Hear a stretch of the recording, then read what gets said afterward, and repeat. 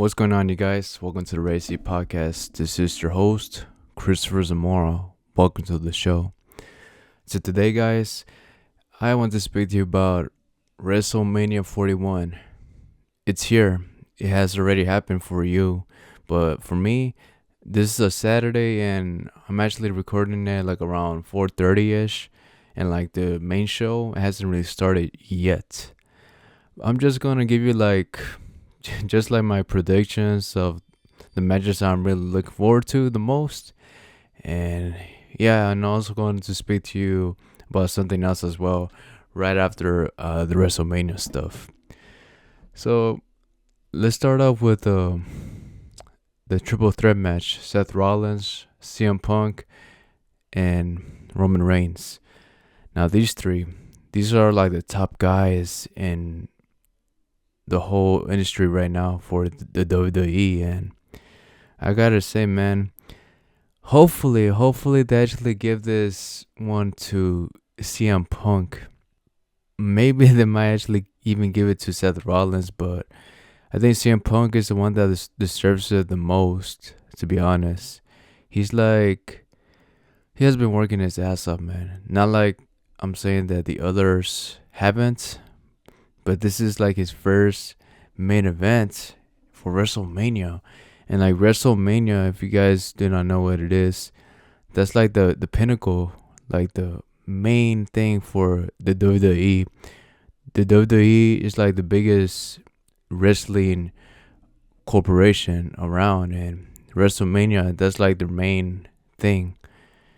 Usually that's where people usually just check out the shows, like people who don't usually like watch like their PLEs. This is usually one of the ones that I always watch, and WrestleMania, it is the biggest stage of them all, like how they always say it. And yeah, I think CM Punk does deserve this win at WrestleMania. Who should he pin? Well, I'm guessing maybe Seth Rollins, because Roman Reigns, he's like the second main guy in the industry, right next to Cody Rhodes. And I think that's why they might give it to CM Punk or maybe Seth Rollins. The story goes that supposedly Paul Heyman, he's the guy that brought these three men into the WWE. And now like they're fighting for whoever can actually be the guy that he can actually manage. So we will see out of the three of them who's going to be the main guy. The story might actually unfold that Seth Rollins might be the guy to win, and that probably he's going to turn a heel. That means like a villain in wrestling terms, if you're not sure what it was.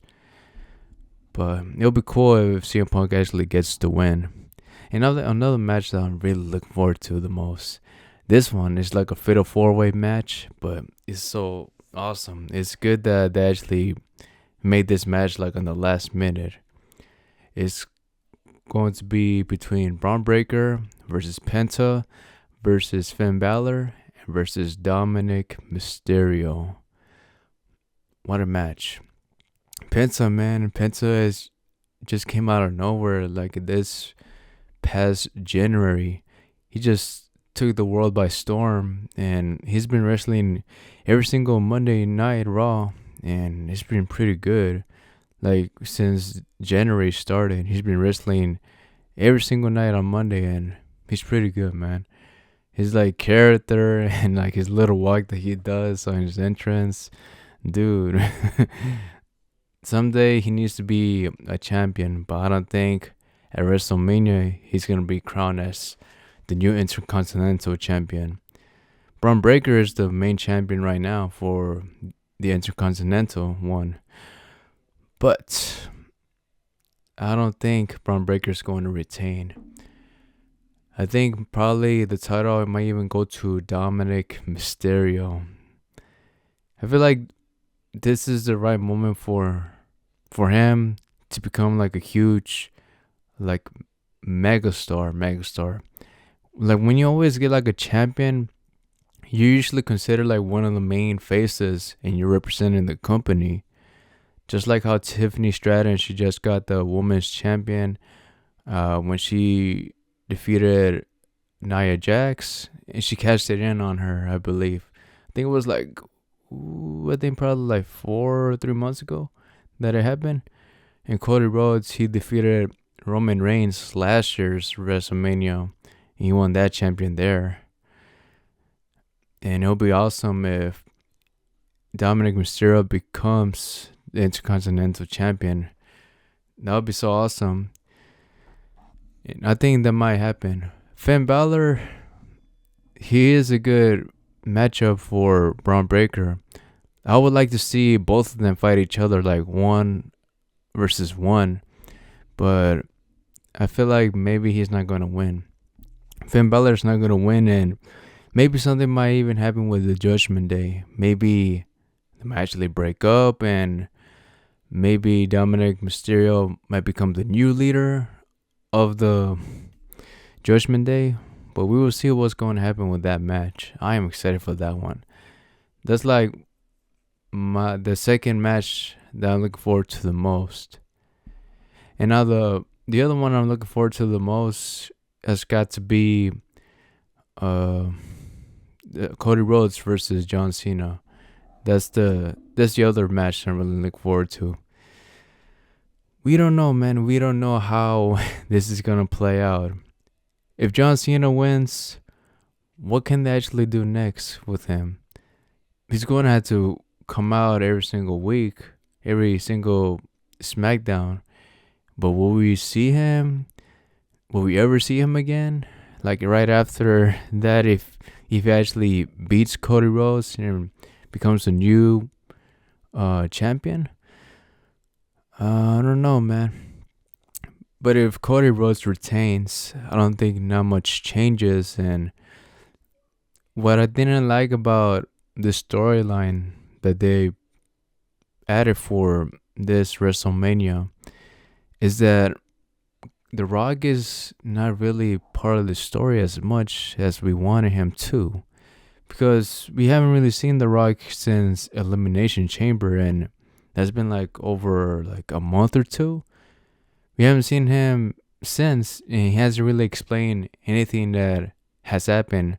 Like, John Cena didn't really explain why, like, he joined forces with The Rock.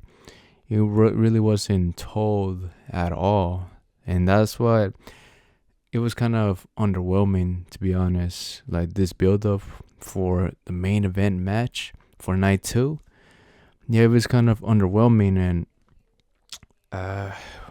we will see, man.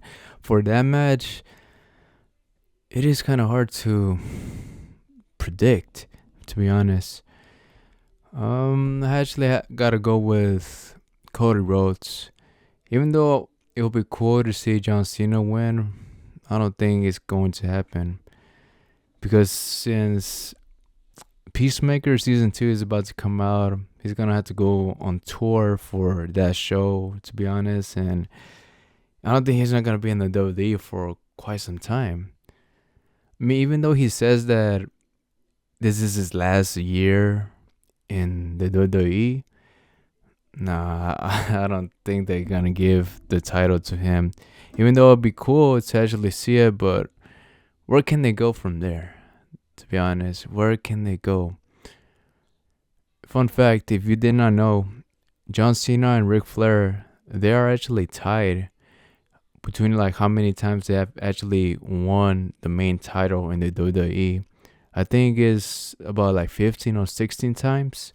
So if John Cena beats Cody Rhodes, he becomes the one superstar who has the most wins. The most wins that has won the WWE title. But I don't think it's not going to happen. Cody Rhodes is definitely going to retain. And that's my prediction for that. Was I wrong?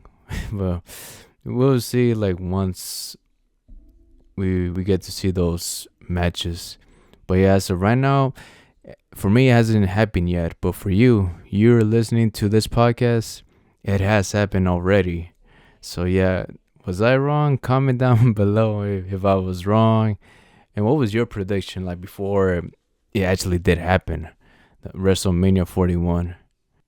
And now, speaking of WrestleMania, I just want to speak to you about Tomb Raider. I've actually started replaying that video game, Tomb Raider 2013. I've never really played the PC version until I got it for the Steam Deck. And my oh my, the graphics look good. I didn't remember how great it was back then, man. Like even the gameplay too and the storyline is fun, man. Like those video games, they were just so fun. And I gotta say, it kind of did remind me of Uncharted in a way, but Tomb Raider, it has its own brand, to be honest. Lara Croft, I think, can actually defeat Nathan Drake any day of the week. Nathan Drake, he's pretty good in just like climbing stuff, but like Lara Croft, man, Lara Croft, I think she's more of an expert and knows how to handle like confrontation more. So if they ever go 1-on-1, yeah, I think Lara Croft might actually beat Nathan Drake. Even though I like Nathan Drake more, yeah, I don't think he doesn't stand a chance against Lara Croft. But yeah, I never really did play the other Tomb Raider games, like the one called Rise of the Tomb Raider and Shadow of the Tomb Raider. I think that's the third one called. I did play the Tomb Raider 2013 version. And man, I didn't remember it had that much action on that game. Like the story goes that they got stranded in an island. Like Laura and her group, they got stranded in an island and they try to call for help. And as of right now, Laura Croft, and like in the part that I'm in, she saw a plane, right? She saw a plane that was going to rescue them. But there was like a huge storm that came in, and then it just wiped the plane away just like that. So now they're gonna try to figure it out what to do and try to find the other group members. That's what Laura is trying to do right now, like in the part that I'm in for Tomb Raider. But yeah, I can't wait to actually keep on playing this video game. After I'm done with Tomb Raider 2013, I'm actually going to start playing Rise of the Tomb Raider and Shadow of the Tomb Raider.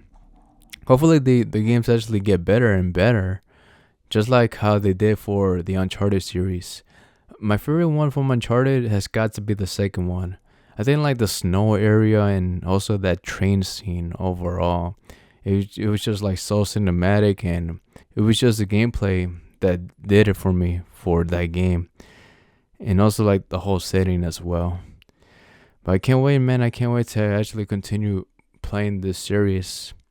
And we'll see how it goes, man. And yeah, guys, that is it for this podcast. Hey, thank you so much for listening. If you guys have made it this far, make sure to follow this podcast on whichever platform you are listening to it. If you are listening to it on Spotify, YouTube, Pandora, make sure to follow it. And also recommend this podcast to a friend or neighbor that actually likes listening to stuff about combat sports, gaming things, and pop culture stuff. Maybe they will enjoy this podcast as much as you do. And yeah, guys, that is it. Take care and live to the fullest. Bye.